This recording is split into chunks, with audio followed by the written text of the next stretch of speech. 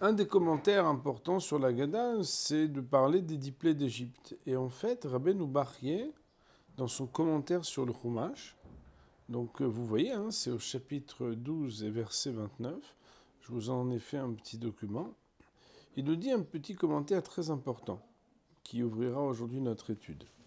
V'Hashem ika kol bechor be'eretz Misraïm. Et l'Éternel a frappé tout premier-né dans la terre d'Égypte. Et là, le Rav nous dit Shilem laem akadosh baruch hu be'eser makot, alalu mida keneged mida. Akadosh baruch hu a payé par les 10 plaies, mesure contre mesure aux Égyptiens. Moi, j'appelle ça l'effet boomerang, mesure contre mesure. C'est comme tu m'as fait, je te le rends. Velken ayu amakot etzach hadash be'achav, c'est la raison pour laquelle les makot ont été de Dam Tzfardé Akinim, Arov Dever Shechin, Barad Arbechoshet et Bechorot. Baruch haba, Boker Tov. Je viens de partager un petit document sur la Rabbeinu Bachye, sur les Esser Makot, qui nous dit que les Esser Makot, elles sont Mida, Keneged Mida. Et alors là, on va reprendre partie par partie, puisque vous vous rappelez que dans la Halacha, quand on a étudié les parties incompressibles auxquelles sont soumises aussi les femmes quant à la mitzvah de la soirée, donc de la Haggadah, on avait cité aussi les Esser Makot pour montrer l'importance des 10 plaies d'Égypte. Et sur ce document, on va reprendre Mida Keneged Mida, chacune des mauvaises coutumes et mauvais comportements des Égyptiens, pour comprendre en quoi il y a quelque chose ici qui est très précisément Mida Keneged Mida, mesure contre mesure, ce que eux avaient fait, ils vont se prendre contre eux. Ikar bitrona mayai or. L'essentiel de leur confiance était dans le Nil. Ça veut dire que, comme vous le savez, ils étaient des idolâtres et ils avaient une grande foi dans le Nil. Shaya mashkes dotem. Et vous savez que pour eux, on avait dit une fois que dans le Zohar, Mitzrayim, c'est Metzariam, c'est un pays qui est irrigué du nord au sud par l'eau du Nil. Et la définition même de l'Égypte, d'après nos maîtres, c'est qu'elle n'a pas besoin des eaux du ciel. A contrario, Eretz Israël, c'est une terre où l'imtar shamaim tishtemaim, c'est des pluies du ciel que tu pourras boire de l'eau. Et d'ailleurs, on sait que la sécheresse en Eretz Israël est quelque chose qui nous fait beaucoup de peine et beaucoup de difficultés, puisque en particulier à l'époque où nous ressentions très clairement que la vie, elle dépendait de l'eau et des pluies, alors il fallait absolument prier pour recevoir. Or, l'Égypte, quant à eux, donc les Égyptiens, eux, ils croyaient dans le Nil. Parce qu'ils savaient que si le Nil, il irrigue, alors on croit dans le Nil et on n'a besoin de rien d'autre. D'ailleurs, vous comprenez, mon Rav Rabotai, c'est une sorte un peu de capitalisme qui dit qu'en fait, Baruch Hashem, entre guillemets, même si eux ne disent pas Baruch Hashem, hein, on n'a pas besoin d'Hashem. Ça veut dire on a le Nil. Parce que lui, il était mashkes dotem, c'est lui qui irriguait leurs champs, karmehem, leurs vignes,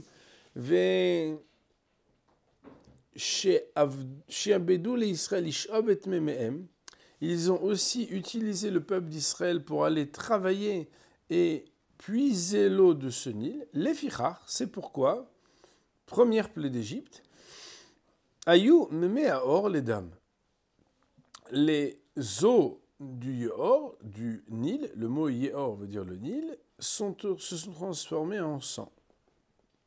Et il faut savoir que le sang, nos maîtres nous disent que c'est à la fois le symbole de la vie et à la fois le symbole de la mort. Sans le renouvellement du sang, alors je ne le dis pas normalement devant un hématologue, hein, c'est lui qui doit faire le cours, mais le sang c'est la vie, et en même temps le sang, la shfichut damim, quand le sang coule, c'est qu'il y a quelque chose à dam ou à nefesh, comme dit le texte, c'est que le sang, c'est aussi le symbole qu'on est entre la vie et la mort. Et donc la première chose, c'est qu'il faut savoir où mettre son énergie, et que eux qui ont trop cru dans leur indépendance d'Hachem, en se disant qu'ils sont dépendants que du Nil, Kajboch leur dit, vous croyez dans le Nil? On va bien voir. Deuxième chose, Ayou meorerim Israël mishnatam. Omekimim otam, mimitotam, c'est qu'ils réveillaient les Bnei Israël de leur sommeil, il les mettait debout alors qu'ils étaient dans leur lit, balaïla en pleine nuit, la avod avodat parer, pour faire un travail qui était un travail forcé. Le mot parer, il faut savoir que c'est la dénomination de paix rare. Au début, il en disait paix avec une bouche rare, douce, des petites choses agréables, et ça allait de manière graduelle pour leur faire des choses qui étaient très graves. Et il y a plusieurs commentaires là-dessus. Il y en a qui disent que parer, c'est qui donnait le travail des hommes aux femmes et des femmes aux hommes. Alors c'est vrai que dans l'actualité du monde qui aujourd'hui est absolument pour l'égalité entre les hommes et les femmes, on n'accepte plus de voir le droit même de parler des singularités hommes-femmes. Mais c'est très triste, puisque une femme n'est pas un homme et un homme n'est pas une femme. Qu'ils aient des droits équivalents par rapport à la dignité, par rapport à tout ce qu'on doit à chacun, bah ça c'est formidable. Et si chas v'shalom, à cause d'inégalités, il y avait des choses qui faisaient injustice aux uns ou aux autres, ça il faut absolument l'abolir. Mais de là à vouloir renverser ce qui naturellement est le rôle d'une mère avec son enfant par rapport au rôle du père, le rôle d'une femme dans son foyer par rapport au rôle du mari, c'est quelque chose qui chez nous est considéré comme parer. Troisième chose, parer, dans les otiyot adbash, je ne sais pas si vous savez ce que c'est le adbash. Le adbash, c'est lorsque à la place de la première lettre, on met la dernière lettre. Par exemple, Alev, on met le tav. À la place de la deuxième lettre, qui est le bet, ben on va mettre le shin, etc. Si on prend les lettres parer, on va trouver le mot Shabbat. C'est qu'il les forçait aussi à travailler le Shabbat. En tout cas, vayu mekarkerim mitoch sevel, mike evlev. Et les Bnei Israël, en fait, ils faisaient du bruit. Ils criaient, ils étaient mal à cause de la souffrance. Et via l'em tzfardeim. Étant donné que vous avez été tellement cruel de faire crier les Bnei Israël de souffrance et de torture, de ne pas avoir de jour et de nuit pour aller travailler, ben il leur a amené les tzfardeim. Tzfardeim, ça veut dire les grenouilles, bechadrehem, dans leur chambre, ve'almitoteb, sur leur lit, shneimar, ou vecheder mishkavcha ve'almitatecha, vayut tzfardeim mekarkerim bemehem. Et il y avait même des grenouilles qui croissaient dans leur ventre. Ça veut dire qu'en fait, elles rentraient partout. Et mon Rav Zatzal, il avait dit que le mot tzfardea se décompose comme tsofer dea, tsofer da'at. C'est en fait que parfois, lorsque quelqu'un refuse d'apprendre, tsofer, tzfira, qui veut dire une sonnerie, da'at, c'est la conscience, c'est qu'il existe des moyens de faire prendre conscience à celui qui n'est pas assez conscient des choses. Et Mida keneged Mida, ils ont fait hurler le Ham Israël. Il leur a amené des grenouilles pour croasser. Troisième chose, Manoum Israël mechatzaot. Ils ont empêché les Juifs de se laver. Yoakinim et Tsaharim otam. Et à cause de ça, ils avaient des puces, des poux, des choses qui relèvent de la saleté. Les fichar, c'est la raison pour laquelle irhisha admatam kinim. Leur terre, elle a été abondante de kinim, de puces. Ayu metzavim laem tsudu lanu chayot kigon harayot veduvim. Ils envoyaient le peuple d'Israël pour chasser pour eux des bêtes sauvages, des lions, des ours. Vous comprenez, Rabotai, que ce n'est pas la même chose de chasser des pigeons que de chasser des lions et des ours. L'écart, c'est la raison pour laquelle Akadosh Baruch Hu mida keneged mida evi aleim arov. Il leur a amené sur eux arov. Arov, ça veut dire des bêtes sauvages. Hayu mishtabedim baem leraot mikneem.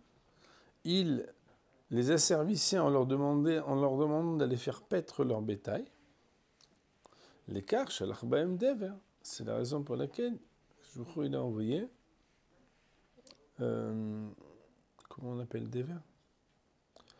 La peste. Apparemment la peste... Pour les animaux. La peste bovine, je pense. Pour la peste bovine. Très bien. Et en fait, on voit ici que, on va le dire à la fin, mais Akadosh Baruch Hu, il a révélé qu'il était Mashgiach Halakol. C'est lui qui dirige, et personne d'autre. Et d'ailleurs, c'est très intéressant, puisque ceux qui pensent qu'ils dominaient le peuple d'Israël, eh bien, quand quelqu'un il pense qu'il domine, vous savez, hein, ce qui est écrit, c'est que quand quelqu'un il a l'orgueil, il dit, lui et moi, on ne peut pas vivre dans le même monde.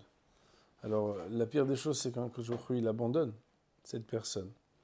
Mais il abandonne cette personne quand son orgueil ne lui fait du mal qu'à lui-même.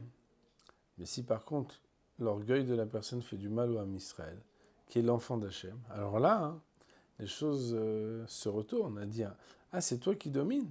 Mais c'est pas toi qui domines.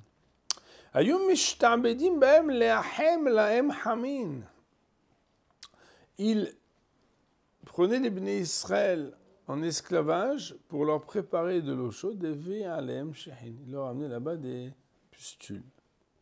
C'est pour se laver. Ouais, Ah, ok. de l'eau chaude. Ayus soklim otam ba'avanim, il lapidait le peuple d'Israël avec des pierres et vit alem barad, il leur amenait de barad, de la grêle. Ayu gozrim aleem liotam kormim bekarmehem. Il leur demandait d'aller s'occuper des vignes et vit alem arbe, les ashrit aperot. Alors que il a envoyé les sauterelles pour détruire totalement les fruits.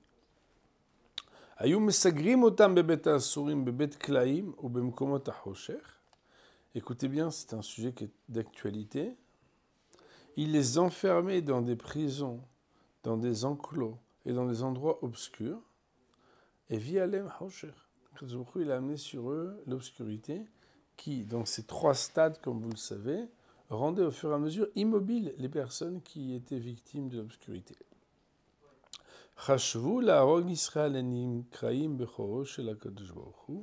Lorsqu'ils ont enfin pensé à tuer le peuple d'Israël, qui est surnommé être le fils aîné d'Hachem, Shneimar Beni Bechori Israël, comme c'est marqué dans le verset, que le peuple d'Israël est mon fils, mon aîné, c'est Hachem qui parle, et Fichar, c'est la raison pour laquelle. Arag Bechoré, que il a tué leur Bechor.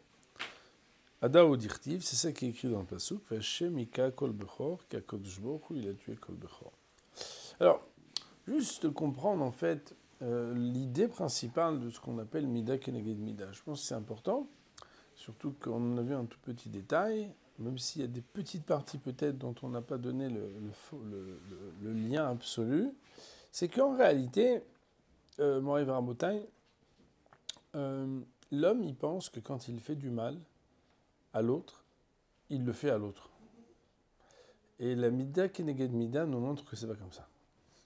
C'est que quand tu fais du mal à l'autre, tes actes te concernent à toi. Et que d'une manière ou d'une autre, à un moment ou à un autre, si tu ne veux pas te sentir concerné par ton acte va te concerner. Ramim commente le texte dans le livre du Shoftim, des juges, où là-bas, hein, il est arrivé une fois que, je crois que je vous l'ai déjà raconté, que Am Israël sorte de sa coutume. Normalement, le peuple d'Israël n'a pas le droit de torturer, même quand il est en guerre. Il a l'obligation d'exécuter les personnes qu'il est obligé de tuer, mais d'une manière qui est, on va dire, rapide et radicale et simple. Et il est arrivé qu'une fois, le peuple d'Israël a dérogé à ça, puisqu'il y a un roi qui s'était mal comporté, et les Béné Israël lui ont coupé les pouces. Et le Malbim se pose la question, mais comment ça se fait qu'ils lui ont coupé ses pouces? Normalement, on ne peut pas. Normalement, je m'excuse d'être si franc, mais normalement, c'est le scalp et c'est tout. C'est fini. Alors, le commentaire du Malbim, très intéressant, il dit que ce roi-là, c'est parce que c'était Mida Keneged Mida. Il avait sous sa table 70 chefs d'État à qui lui-même il avait coupé Bohen Yédéhem, les pouces, et à qui il donnait le droit de ramasser les miettes sous la table. Et vous savez que ramasser les miettes quand on n'a pas le pouce, vous pouvez essayer, hein, c'est assez intéressant, mais c'est terrible et cruel, c'est qu'en fait on ne peut pas ramasser, on peut presque rien ramasser, c'est très difficile. Et le Malbim, il a dit que c'est Be'ashgara, c'était par providence divine, pour que ce roi, il mida keneged mida, pour qu'il paye mesure contre mesure le fruit de ses mauvaises actions, que HaKadosh Baruch Hu a inspiré de manière originale et de manière très exceptionnelle le peuple d'Israël qui jamais dans son histoire ne torture qui que ce soit. Mais dans ce cas-là, c'était une dérogation inspirée par Hachem pour que cette personne-là puisse comprendre qu'il y a ce qu'on appelle Elohim. Il y a ce qu'on appelle le nom d'Hachem, de rigueur, qui va rattraper la personne là où cette personne-là se sentait défaite d'obligation. Il faut savoir que ce sujet-là, en fait, il est crucial parce que dans les 10 plaies de l'Égypte, on apprend ce qu'on appelle la providence. La mida keneged mida, c'est mieux comprendre que Akadosh c'est lui qui est Mashiach à la colle. Et c'est la raison pour laquelle, Moray Rabotai, il faut comprendre que lorsque les Béné Israël pouvaient observer, et lorsque nous observons combien Akadosh Baruch Hu, dans les moindres détails du déroulement des plaies d'Égypte qui viennent frapper les Égyptiens, c'est pas par hasard qu'ont été choisies des plaies particulières, mais c'est exactement chacune des plaies qui correspond à ce que eux avaient voulu nous faire de mal, qu'on voit que non seulement Akadosh Baruch Hu, il a sauvé son peuple, mais il a sauvé son peuple et il a montré progressivement qu'en fait c'est lui qui dirige le monde et personne d'autre. Et ça, c'est quelque chose qui est un premier commentaire qui est très important de noter.